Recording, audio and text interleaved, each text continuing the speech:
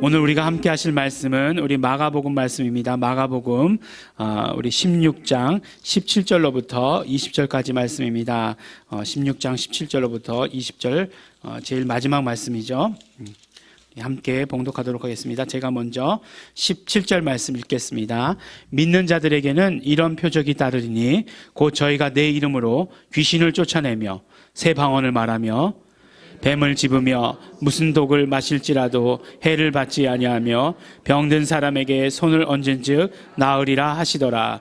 주 예수께서 말씀을 마치신 후에 하늘로 올리우사 하나님 우편에 앉으시니라. 제자들이 나가 두루 전파할새 주께서 함께 역사하사 그 따르는 표적으로 말씀을 확실히 증거하시니라. 아멘. 목사가 하는 일 중에 가장 중요한 것이 무엇인가? 스스로에게 대한 질문일 수도 있고요. 목사가 뭘 해? 이렇게 대하는 성도들이 질문하시는 질문일 수도 있고 하겠습니다. 한 가지만 하는 것 아니죠. 요새 보면 교회들이 젊은 목사 뽑는 걸 좋아한다고 그래요. 그러면은 이제 모든 걸 다 해야 되는 거죠. 주일에 예배 인도뿐만 아니라 모든 행사, 이렇게 교회 행정, 이런 것까지 다 할 수 있는 그런 목사들을 좋아한다 이렇게 얘기합니다. 그러나 그 많은 일들 가운데서도 중요한 것 딱 한 가지만 뽑으라 그러면 대부분의 분들이 다 기도다라고 이렇게 말씀하실 것입니다. 우리가 하는 기도가 주문과 같은 그런 기도, 이렇게 주지승이 맨날 그 주문 외우듯이 하는 것, 그런 기능을 하는 것이 목사가 아닌 것을 너무나 잘 알기에, 또 기도라고 하는 것은 하나님과의 친밀한 교제를 이루어가는 것이고, 또 기도는 하나님의 뜻이 무엇인지 받아가는 그런 과정이기 때문에 기도가 중요하다 이렇게 말씀할 것입니다. 또 특별히 목사가 자신을 위해서 기도하는 건 아니죠. 아닌 건 아니죠. 자신을 위해서도 기도해야 되죠. 좀 제발 기도해야 되죠. 교회를 위해서 기도하고 또 성도들을 위해서 중보하며 기도하는 일들이 중요합니다. 항상 그 말이 나왔으니까 얘기인데 이렇게 한 어떤 균형을 이루는 건 굉장히 중요해요. 왜냐하면 성경은 너의 모든 것들을 다 불태워서 다 없애버리라 이렇게 얘기하지 아니하고 언제나 스스로를 보호해라 라고 하는 말씀을 주시기 때문에 그렇습니다. 신앙생활이라고 하는 것이 한번 불태우고 끝내버리는 것이 아니라 정말 하나님께서 쓰시겠다 하실 때까지 우리 스스로를 관리하고 쓰임받을 수 있도록 하는 것이 너무나 중요하기 때문에 그렇습니다. 또 우리가 늘 이렇게 기도, 영적 생활 이런 걸 하다 보면 방해가 있어요. 세상의 모든 것들은 다 공격과 수비가 있습니다. 모든 스포츠 경기를 봐도 공격과 방어가 있어요. 아무리 강한 팀이라 할지라도 공격만 하는 것 아니죠. 결국 또 강하다는 것은 무엇이냐? 방어를 잘한다라고 하는 의미와 같은 의미이기도 하기 때문에 그렇습니다. 그래서 우리가 기도할 때 중보 기도도 잘 해야 되고 또 스스로를 돌보는 그런 기도도 너무나 중요합니다. 왜 말씀 처음 시작하면서 이런 이야기를 쓰고 있는가 저는 굉장히 궁금했어요. 제 스스로도 오늘 아침에 이 원고를 다시 읽고 나서 깜짝 놀랐어요. 아니 이런 이야기를 왜 썼지? 오늘 본문 말씀하고 아무런 관계도 없는데 이걸 왜 쓴 거야? 어제 비몽사몽이었나? 이렇게 하면서 생각해 보았는데 제 마음 깊은 곳에서 그런 생각이 들었어요. 뭐냐면 우리가 정말 새로운 이제 5주년이잖아요. 오늘 5주년이 되고 또 이제 새 성전으로 이전하고 하니까 우리 모두의 마음 가운데는 뭔가 하나님께서 주신 새로운 사명이 있고 그것을 우리가 이루어 나가고 그것을 위해서 기도해야 된다라고 이렇게 생각하고 있습니다. 근데 마찬가지로 말씀드렸듯이 그와 동시에 어떤 이렇게 방해가 있다는 것이에요. 항상 담장을 허무는 여우가 있듯이 그런 어떤 것들로 우리를 방해하는 것, 또 그것보다 더 심한 대적의 공격도 있을지 모르지만 그런 것들이 있다는 것이에요. 있을 수 있다는 것이에요. 그렇기 때문에 우리가 정말 영적인 것에 대해서 영적인 것으로 방어할 수 있는 그런 능력이 있어야 되는 것입니다. 이 뭐 이렇게 공격 방어 이런 얘기하다 보니까 갑자기 이런 거 생각나지 말아야 되는데 지난주부터 굉장히 너무 올드한 그런 예화들이 생각이 났어요. 뭐겠습니까? 동물의 왕국. 예, 그런 게 생각나는 거죠. 예, 동물의 왕국. 동물의 왕국은 제가 어릴 때 텔레비전을 봐도 딱 그 시간대에 했는데 지금도 텔레비전 키면 그 시간대에 하더라고요. 예, 너무 재밌잖아요. 이제 그런 것들이 재미있을 나이가 됐다는 것은 예, 뭐 그렇다는 증거죠. 예, 어쨌든지 간에 다른 텔레비전보다 그게 보기가 훨씬 더 편해요. 예, 그래서 어느 때 보면은 막 곤충 아주 그냥 작은 세계를 이야기하기도 하고 어떤 때는 아주 그 최상위 포식자 뭐 사자, 호랑이, 예, 동물의 왕이라고 하는 그런 이야기가 나오기도 합니다. 그래도 어쨌든지 간에 동물의 왕국은 보면 동물의 왕이 나오는 얘기가 재밌어요. 그죠? 사자, 호랑이가 나올 때가 훨씬 재밌습니다. 그리고 막 그냥 그것들이 이렇게 사냥하는 거, 그런 모습을 이렇게 찍은 거 보면 되게 재밌어요. 그죠? 막 조마조마 하면서도, 너무 안타깝다 이런 마음이 들면서도, 그래도 너무 재밌게 이렇게 보게 됩니다. 근데 어릴 때는 어떻게 생각했냐면, 동물의 왕 사자잖아요. 예. 사자하고 호랑이하고 싸우면 누가 이기냐 이런 질문을 하지 마세요. 예. 서로 만나지 않는 환경 속에서 자랍니다. 그렇기 때문에 살고 있기 때문에 별로 만날 일이 없어요. 그러니까 누가 만나면 누가 이기느냐 동물원에서나 만나게 돼 있어요. 그러니까 그런 거 누가 이기느냐 이런 거 묻지 마시기 바랍니다. 근데 어쨌든지 간에 이 동물의 왕인데 이것들이 그 사냥을 할 때는 어흥 한 번만 하면 그냥 먹잇감들이 다 엎드릴 줄 알았어요. 예. 근데 그렇지 않더라고요. 동물의 왕국을 보면서 새롭게 알게 된 거예요. 보니까 아주 그냥 그 먹잇감이 있는 데까지 살금살금 기어가요. 막 들키지 않으려고 살금살금 소리도 나지 않게 기어갑니다. 그리고 나서 한 번에 뛰어가지고 예, 잡아요. 근데 한 번에 뛰어가지고 잡으면 성공이지만 예, 못 잡으면 좀 쉬었다 합시다. 그리고 쉬더라고요. 예. 그러니까 계속해서 연속으로 이렇게 막 뛰는 게 아니더라고요. 예. 그런 걸 보면서 아니 동물의 왕이라고 하는 사자가 말이야 그런단 말이야 막 그러면서 굉장히 의아해했습니다. 근데 보니까 또 이 먹잇감이 되는 것들은 뭐 얼룩말 뭐 이런 거 뭐 소들 뭐 이런 것들이 다 무리지어서 살아요. 그죠? 왜 무리지어서 사나 이렇게 설명도 해주더라고요. 그런 포식자들로부터 스스로를 보호하기 위해서 이렇게 무리지어서 산다는 거예요. 그러면 저는 또 생각하기를 그 중에 제일 실한 놈 있잖아요. 제일 그냥 살도 피둥피둥하고 이제 제가 먹잇감이면 제일 먼저 죽죠 그냥. 뭐 그런 놈으로다가 이렇게 잡아먹을 줄 알았어요. 근데 그렇지 않더라고요. 그렇지 않고 그 무리 중에서도 제일 비리비리하고, 예. 그 다음에 혹시 이렇게 뛰다가 막 무리가 뛰다가 그 무리에서 떨어져 나간 놈, 그런 놈을 잡아먹더라고요. 이 밀림의 왕이라고 하는 이 사자가 너무 치사하다. 뭐 그런 생각이 들었지만, 예, 어쨌든 먹고 먹히는 세계가 그렇다라고 한다는 것이에요. 사실 이런 것들을 보면서 우리 신앙생활 가운데 굉장히 중요한 원리가 아닌가라는 그런 생각을 하게 되었습니다. 우리가 그 공동체를 떠나서는 우리 공동체, 우리 교회만 얘기하는 건 아니에요. 꼭 귀 있는 자는 들으시기 바랍니다. 참 그 예수 이름으로 보호받는 그런 생활이 쉽지 않다는 거예요. 이 공동체를 떠나면. 참 그런 걸 너무너무 많이 느껴요. 이건 뭐 신학적인 이론도 아니고 뭐 절대로 경험적인 거기 때문에 거부하시는 분들은 뭐 거부하셔도 상관없습니다.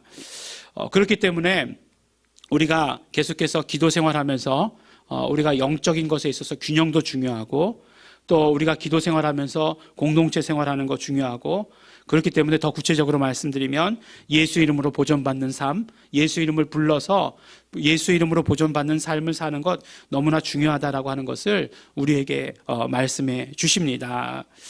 지금 우리가 믿음이 무엇인가에 대해서 연속해서 말씀을 나누고 있습니다. 믿음이 무엇인가 하는 질문은 믿는다고 하는 것이 그러니까 구체적으로 우리가 믿는다라고 하는 것이 무엇인가라고 하는 것을 묻는 질문일 수도 있어요.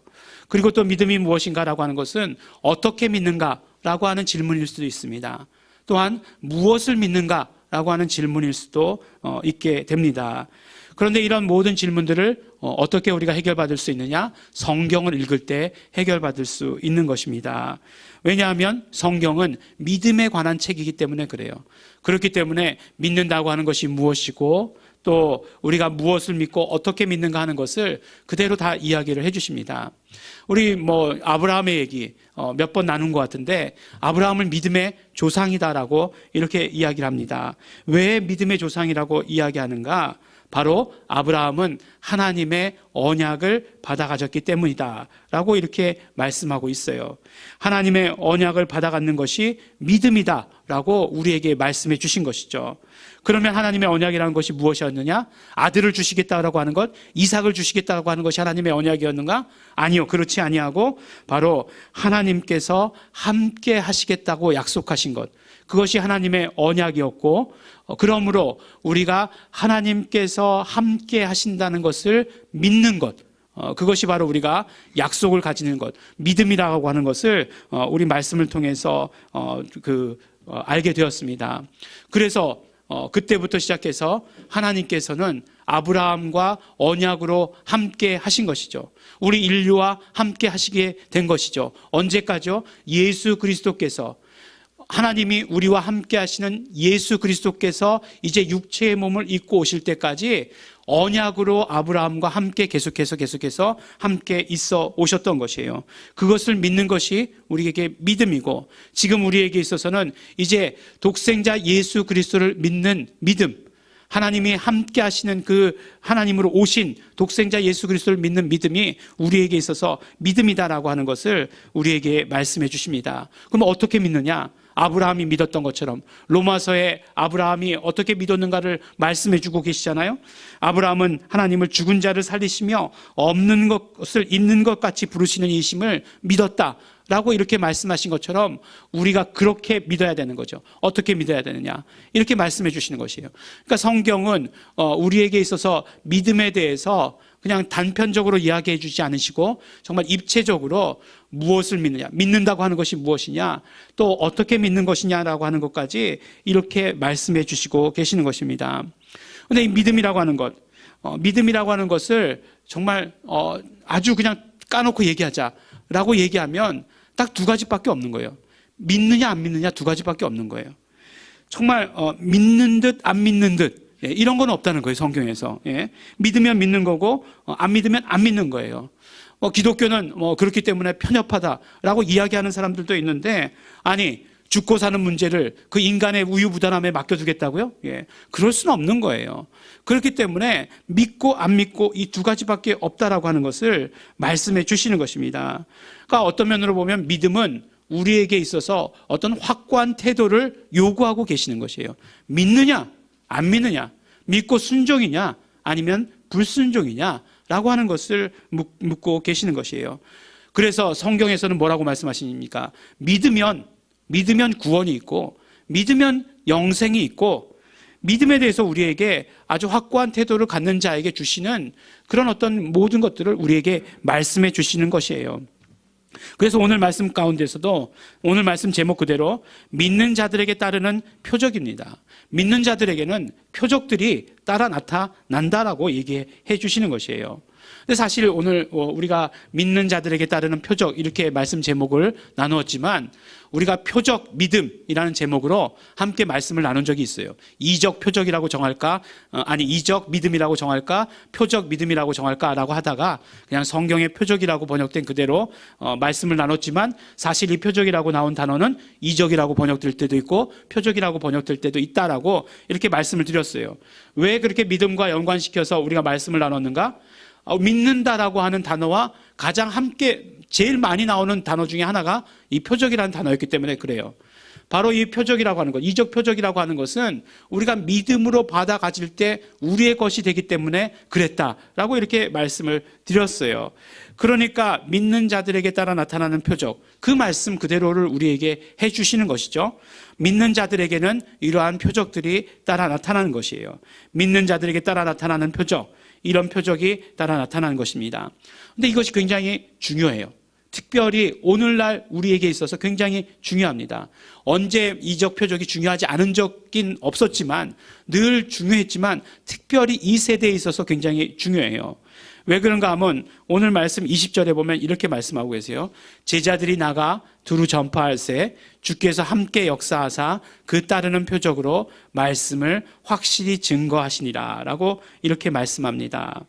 그러니까 이 시대가 지금 중요한 것은 전도가 중요한 시대가 되었어요. 이제 물론 뭐 전도는 언제나 다 중요했지만 정말 지금 왜 전도가 더 중요하다라고 느끼냐면 전도가 안 되기 때문에, 그렇기 때문에 굉장히 안타깝게 느끼고 있습니다. 예전에는 웬만하면 교회에 나오시라고 그러면 나왔어요. 한 번 얘기해서 안 되면 두 번, 세 번, 삼고초려라는 말 있잖아요. 그 성경에 나온 말인가요? 아니지만 어쨌든 뭐 세 번, 삼세판 정도 얘기하면 나왔어요. 근데 뭐 지난번에 이제 뭐 어떤 분을 만났는데 그렇게 얘기하시더라고요. 저한테 세 분의 목사님이 예수 믿으라고 했지만 저는 안 믿습니다. 이렇게 얘기하시더라고요. 야, 그러면서 그게 자랑이냐? 뭐 이렇게 마음속에 그런 마음이 들었지만 그러니까 세 분의 목사님이 이미 지나갔으니까 저한테는 얘기하지 말라 이렇게 얘기하는 거죠. 그런데 사실은 그의 영혼 가운데 목소리는 뭐냐면 제발 나에게 전도 좀 해주십시오라고 저한테 강력하게 외치고 있는 거죠. 그렇지만 함부로 입을 열지 않죠. 입을 열지 않고 언젠가 이제 입을 열겠죠. 그런데 그 전도에 대해서 굉장히 중요하게 생각하지만 실질적으로 또 전도를 어떻게 해야 된다라고 말씀한 성경 구절이 그렇게 많은 것은 아니에요. 그래서 보면은 무슨 전도 훈련, 전도 학교 뭐 이런 것들이 있지만 대부분 어떤 경험들을 기준으로 한 것이지 뭐 성경에 나오는 이야기를 이야기해 주시는 것은 없어요.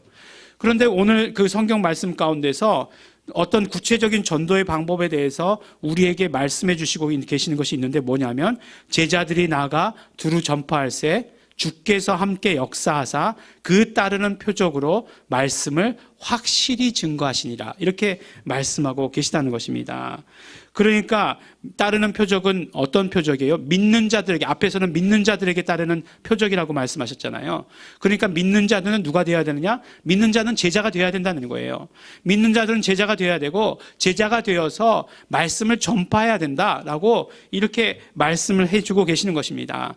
그러면 그렇게 전파할 때에 그때 바로 정말 우리가 전파하면 하나님께서 이적과 표적으로 함께 역사하시고 우리가 전하는 말씀을 확실히 증거해 주신다 이렇게 이야기해 주시는 것입니다. 오늘도 이 말씀을 준비하면서 그런 생각을 했어요.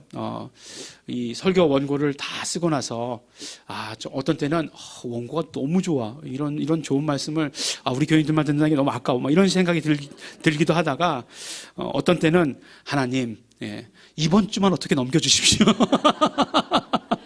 다음 주부터는 하여간 준비 잘하겠습니다. 뭐 이런 생각이 들기도 하다가 오늘은 어떤 생각이 드냐면 하나님 제가 썼지만 하나님께서 책임지십시오. 이런 얘기를 이런 말씀을 드렸어요. 뭐 앞뒤도 안 맞는 것 같고 왜 이 말씀을 했는지 잘 모르는 것 같고 그렇더라고요. 그런데 오늘 말씀이 사실은 그런 거 아니겠어요? 우리가 우리의 어떤 전파할 바를 전하면 그 다음은 하나님께서 책임져 주신다는 거잖아요. 그 다음 하나님께서 책임져 주시는 거예요. 하나님께서 어떻게 책임져 주시는가 봤더니 이적과 표적으로 우리의 전한 말씀을 증거해 주신다 이렇게 얘기하시잖아요. 그러니까 이렇게 책임져 주시는 것, 이것보다 더 좋은 전도 방법이 어디 있는가 하는 거예요. 그런데 이것이 누구에게요? 믿는 자들에게라고 이렇게 말씀해 주고 계십니다. 그렇기 때문에 믿는 자들에게 따라 나타나는 이 표적이라고 하는 것은 굉장히 강조되어야 합니다. 그 표적이 무엇인가? 구체적으로 17절, 18절에 말씀해 주고 계시는데 첫 번째가 곧 저희가, 그러니까 믿는 자들이 내 이름으로 귀신을 쫓아낼 것이다. 이렇게 말씀해 주시잖아요. 내 이름으로, 그러니까 예수 이름으로 귀신을 쫓아낼 것이다. 두 번째가 뭐라고 말씀하시죠? 믿는 자들은 내 이름으로, 예수 이름으로 새 방언을 말할 것이다. 그리고 내 이름으로 뱀을 집을 것이다. 내 이름으로 무슨 독을 마셔도 해를 입지 않을 것이다. 내 이름으로 병든 자들에게 손을 얹을 것이다. 그리고 그들은 나을 것이다. 라고 이렇게 우리에게 말씀해 주고 계시는 것이에요. 그러니까 이 구절들을 통해서 우리가 알 수 있는 것은 무엇이냐면 믿는 자들에게 따르는 이 표적은 무엇이냐? 바로 예수 이름 안에서 이루어지는 표적들이라고 하는 것이에요.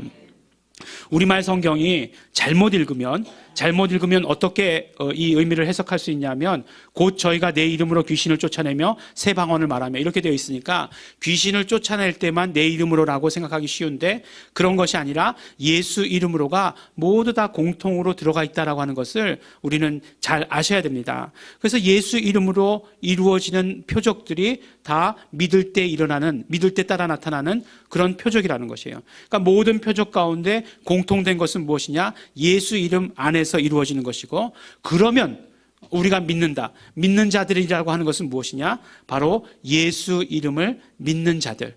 구체적으로 얘기하면 예수 이름 안에서 예수 이름을 믿는 자들, 예수 이름을 부르는 자들에게 따라 나타난 표적인 것을 우리에게 말씀해 주고 계시는 것입니다. 우리 잘 기억하셔야 됩니다. 우리가 믿는다는 것이 무엇이냐? 바로 예수 이름을 믿는 것을 말하는 것이고, 예수 이름을 믿는 자들에게는 이러한 표적들이 따라 나타날 것이다 라고 우리에게 말씀해 주시고 계시는 것이에요. 사실이요, 이런 표적들이 따라 나타날 것이다 라고 이렇게 예수님이 말씀하신 것은, 예수님이 그렇게 될 것이다 말씀하신 것하고 그렇게 되는 것하고는 아무런 차이가 없어요. 우리 인간은 차이가 있을 수 있어요. 내가 뭐 할 거예요 라고 미래에 대한 이야기를 한 것하고 실제로 그렇게 되는 것하고는 달라질 수 있어요. 왜냐하면 우리는 미래의 그런 이 사건들을 완전히 행할 수 있는 능력이 없기도 하고, 될 수도 있기도 하고 안 될 수도 있기도 하지만, 그러나 예수님께서 될 것이다, 그렇게 될 것이다 라고 얘기했으면 그렇게 되는 거예요. 그렇기 때문에 우리는 믿기만 하면, 예수 이름을 믿기만 하면 그러한 어떤 모든 표적들이 우리에게 그대로 이루어지게 되는 것입니다. 사실 이 말씀, 마가복음 16장 17절로부터 20절 말씀은 저에게 있어서, 저의 어떤 모든 목회와 사역에 있어서 큰 변화를 가져다 준 그런 말씀이 되었습니다. 처음에 기도로서 말씀을 시작한 이유가 여기 있어요.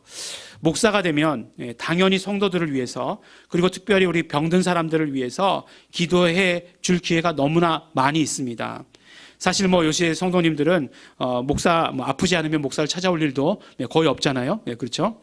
뭐 모두가 다 스스로 해결할 수 있고, 그러니까 뭐 아플 때 뭐 그럴 때만 목사 찾아오는 거죠.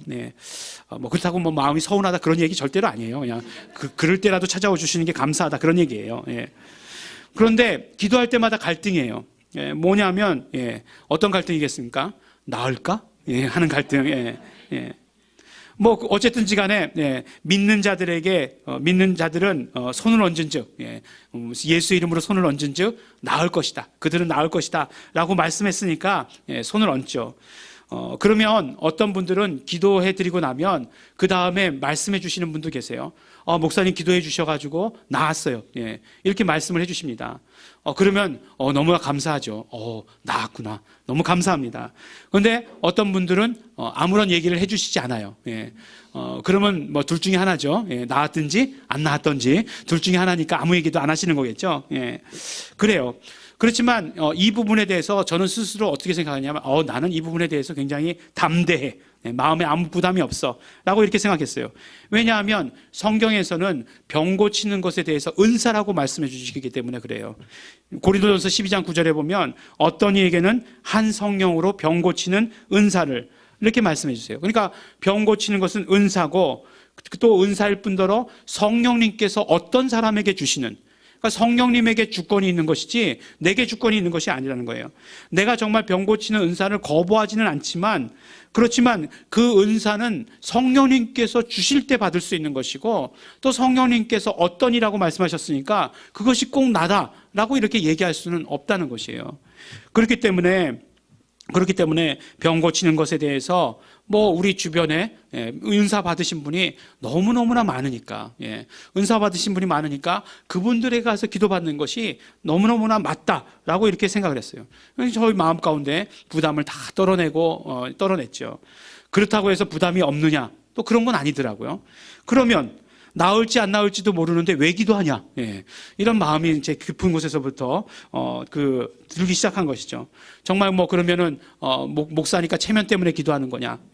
교회 나왔으니까 그냥 어쩔 수 없이 기도하는 거냐? 이런 생각이 들었습니다.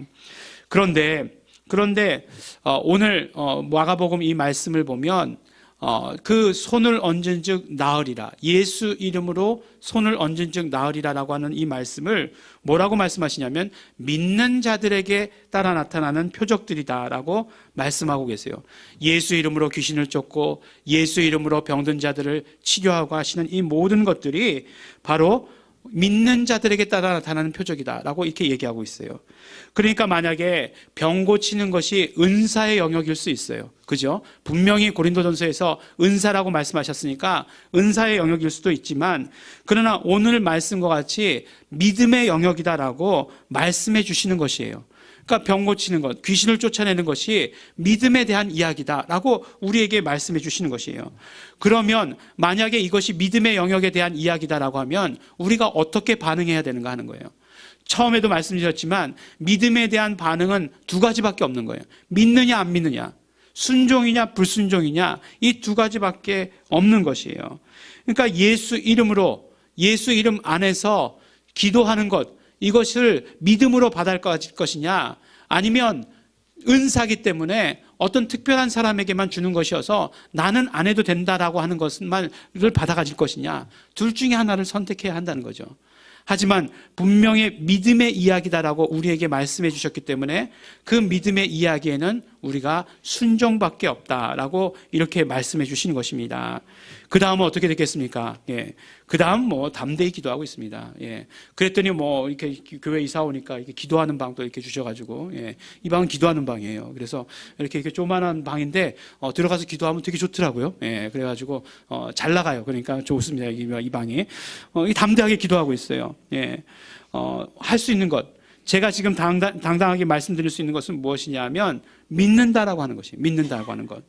예수 안에서 이루어지는, 예수 안에서라고 하는 이 공통 분모의 이 표적들, 예, 이것을 믿음으로 말미암아 이제 내 사역 가운데서, 우리의 사역 가운데서 실천이 되고 있다라고 이렇게 말씀하는 겁니다. 이것은요 꼭 저에게 대한 말씀만은 아닌 거죠. 그렇죠? 모든 믿는 자들에게, 믿는 자들에게 하시는 그런 말씀이라고 말씀했어요. 그러니까 우리 모든 성도들에게 있어서도 똑같이 적용되는 그런 이야기입니다. 아니 이런 것들, 병든 자가 치료받고 이런 것들은 은사 받은 사람만 하는 거야 라고 이렇게 생각하지 말라는 거죠.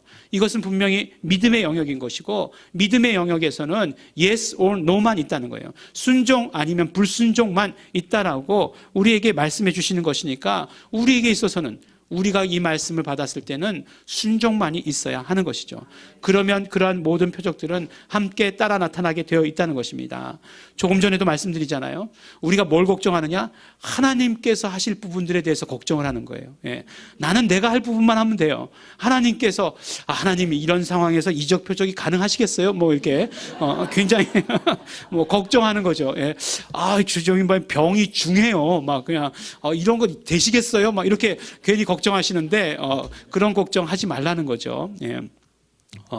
어저께 이게 말씀을 준비하다가 그런 것들을 봤어요. 그러니까 아이들이 주일학교 때 말씀을 나눠주고 말씀에 대해서 자기의 어떤 느낌이나 반응을 적는 그런 것이었나 봐요. 그런 걸 나눠줬나 봐요. 근데 그게 언제적인 건지도 모르겠는데 굉장히 저학년 때 건 것 같아요. 근데 예수께서 이제 십자가에 달려서 우리 죄를, 그러니까 그가 찔림은 그 베드로전서 2장 24절 말씀인데, 그래서 예수께서 십자가에 달리심으로 우리가 채찍에 맞으심으로 우리가 나음을 입었다, 이 말씀이에요. 그랬더니 거기에 대한 반응으로 이렇게 썼더라고요. 뭐라고 썼냐면 얼마나 아프셨어요. 예, 제가 해야 될 일인데요.